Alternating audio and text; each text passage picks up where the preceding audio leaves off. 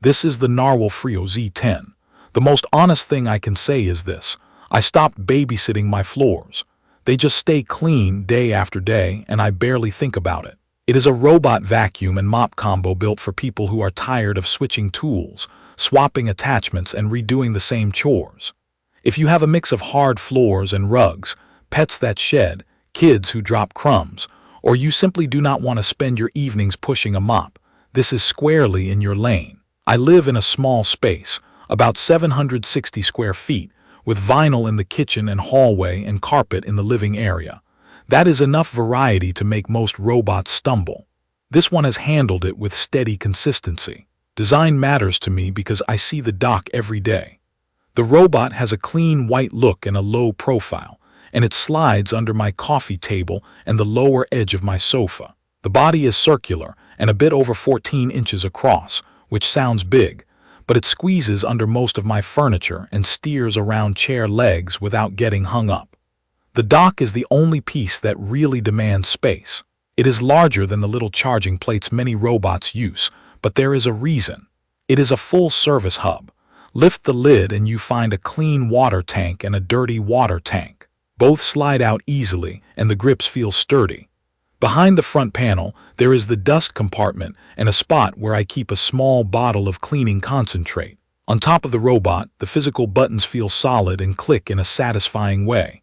I do not baby my gear, and nothing here feels fragile. Setup was straightforward. I filled the clean water tank, placed the dock against a wall with a bit of clearance, and guided the robot through its first mapping run using the phone application. The application walked me through naming rooms and setting up schedules. I created no-go zones for a play area and a shoe corner near the door where tiny objects like toy parts and loose laces live. Connecting it to my wireless network took a handful of minutes. From unboxing to first clean, I was up and running in around 15 minutes. The mapping was quick and surprisingly accurate on the first pass. I watched the live map draw out my floor plan, and it recognized doorways and walls without constantly bumping into things. Since then, every run has felt predictable.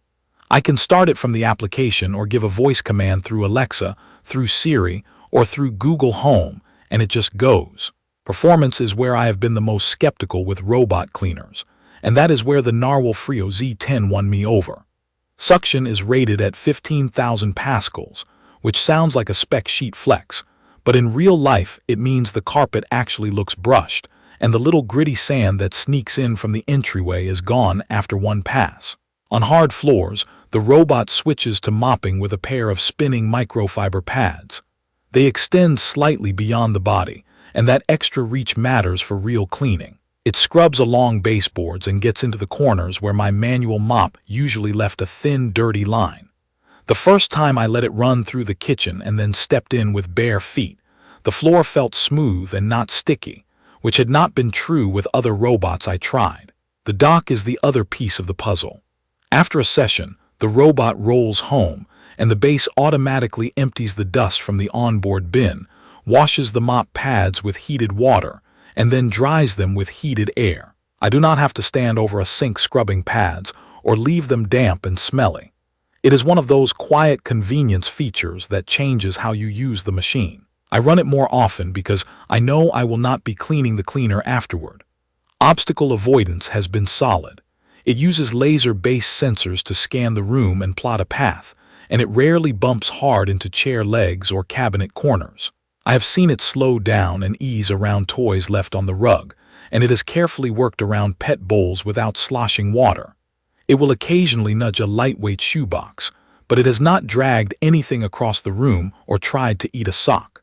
Noise levels are very manageable. On standard suction, it is quiet enough that I can take a call in the next room.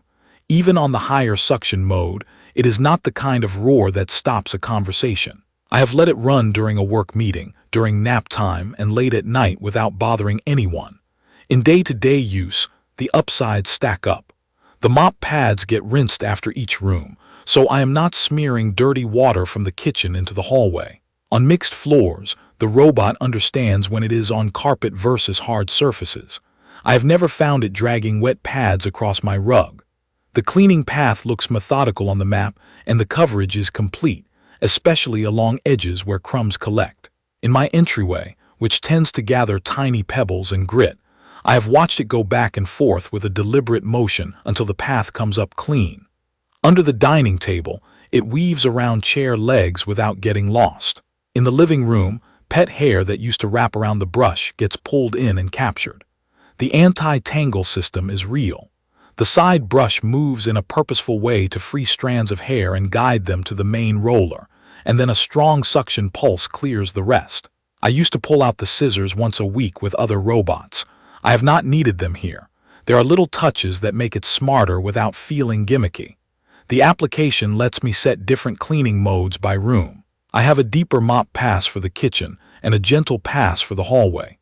I can schedule it to clean the high traffic areas every morning and save a full home clean for the weekend. I can tell it to vacuum only on carpeted zones or mop only in the kitchen if I have a spill. Watching the live map is actually useful because I can see the rooms it has completed and the ones it is about to tackle, so I can move a chair or pick up a cable in time. And when I say, "Alexa, start cleaning," or talk to Siri or Google Home, it just starts, which has made me use it more without thinking about it. I have also found a few rough edges. The dock is large. You need a dedicated spot with good access to water and enough clearance for the robot to roll in and out. It is not the kind of base you tuck under a side table. Water management can be a bit thirsty in the intelligent cleaning mode. If the robot decides a room needs multiple passes, it can chew through a good chunk of the clean water tank on one stubborn zone.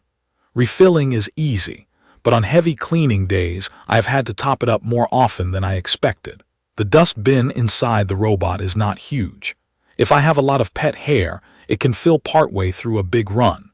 The base usually empties it when the robot docks, but there have been a few times when it finished a zone with a full bin and did not immediately return to empty. I have learned to keep an eye on that during extra hairy cleaning days. The mop pads come out clean after the dock washes them, but if the floors were extremely dirty, they can still look a little stained, and I expect to replace the pads after a while. There is also a minor rattle from the side brushes when they fold and unfold. It is brief, and most people will not notice, but I hear it because I pay attention to sounds. Let me walk through a few real scenarios. The morning after a family dinner, the dining area had a ring of crumbs under the table and a few sticky spots from a mystery drink. I set the robot to clean just that room with the stronger mop setting. It navigated the chair legs, scrubbed the baseboards, and after it finished the first pass, it docked, washed the pads, and came back for a quick second pass. The floor dried without streaks and felt clean underfoot. In the hallway, where shoes bring in grit, it made tight lines along the edges and pulled out dust I did not see. In the living room, my dog sheds year-round. The robot lifted hair out of the rug fibers on standard suction and left those clean, combed tracks you get from a good upright vacuum. I checked the roller afterward and did not find the usual hair clumps wrapped around it. Another use case is my kitchen during a busy week. I tend to spill coffee grounds and splash a little cooking oil near the stove. I set a schedule for a short mop and vacuum run every evening. The robot knows the layout now and finishes the kitchen in a predictable pattern. If it hits a sticky patch, it dwells on it a bit, then leaves the room, washes the pads, and comes right back. I can see the map trail in the application and know it did not miss the corners behind the trash can. I do not babysit it, and I do not grab a manual mop afterward. That has been a genuine quality of life change. Battery has not been a concern in my space. It covers the whole home and still has charge left when it returns to the dock. I cannot speak for very large homes, but for an apartment or a modest house, I have not seen it struggle or need a mid-run recharge. The main thing I do regularly is refill the clean water tank and empty the dirty water tank. The tanks pull out easily and seal well, so I am not dripping water across the floor on the way to the sink. What sets this robot apart for me is the level of maintenance it removes from my routine. The automatic dust emptying and the heated wash and dry cycle for the mop pads mean I am not spending extra time cleaning the machine. The anti-tangle design keeps the rollers clear, so I am not doing weekly surgery with scissors. The mapping is accurate, the application control is straightforward, and the voice assistant support makes it simple to start a clean while I am doing something else.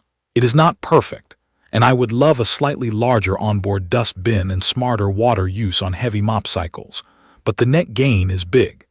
If you are someone who wants cleaner floors without adding another chore to your day, and you have a mix of surfaces or a busy household with pets or kids, the NARWAL Freo Z10 fits that life very well. If space for the dock is tight, or you want a tiny base you can hide, this is not that.